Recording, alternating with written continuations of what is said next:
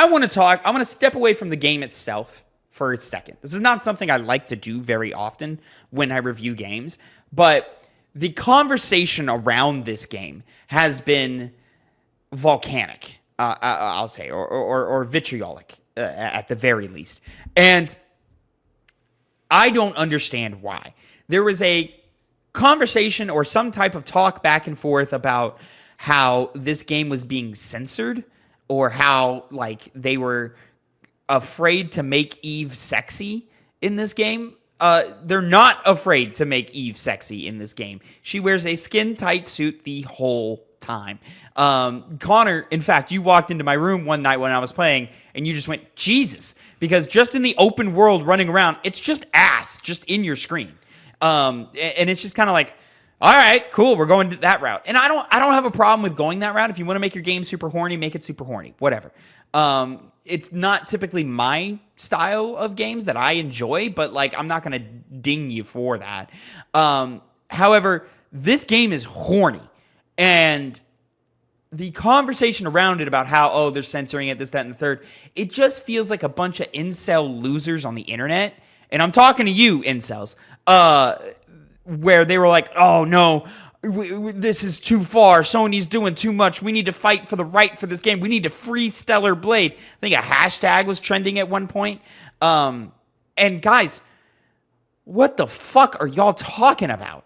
Because it is just skin-tight suits and titties everywhere. Not just with Eve, but every other female character in the game just has their titties out. And it's distracting and awkward, and it leads into my criticism of like the clash of the game. Why in this post-apocalyptic world are all the men dressed like they're ready for a battle and that they're scavengers, but all the women are dressed in skin-tight stripper outfits? I think part of what it comes from, and I said this at the beginning, because when I found out about the narrative of this game, it's a direct copy of Nier Automata.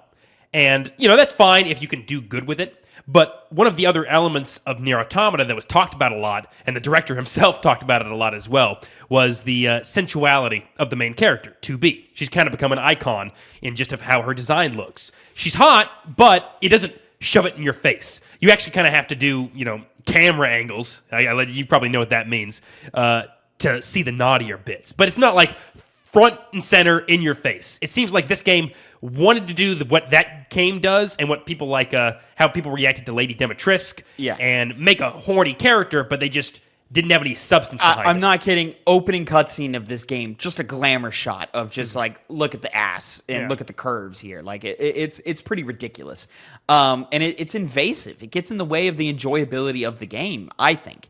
But like, it goes even further than that, because as I start unlocking more suits, they can just get hornier and hornier and hornier, to the point to where they have a very unique collectible item in this game, where it's soda cans, because the world has ended, but soda cans are still around. And so you're collecting different soda cans in the game, and then the character does a cute little pose every time she finds one, and it's a unique pose every time. This is fun. I like this. This is cool. I saw him. The reward, Connor, for collecting every can in the game is a outfit for Eve where she is in lingerie. And I'm talking the most revealing lingerie I have seen. Like, it'll make porn stars blush. Like, what are we fucking doing here? And so, yeah, just the conversation around this game kind of killed like some of the anticipation for it. Because even if I did end up liking the game more than I do, like, y'all just turned it into, oh, this is something I just want to jerk off to.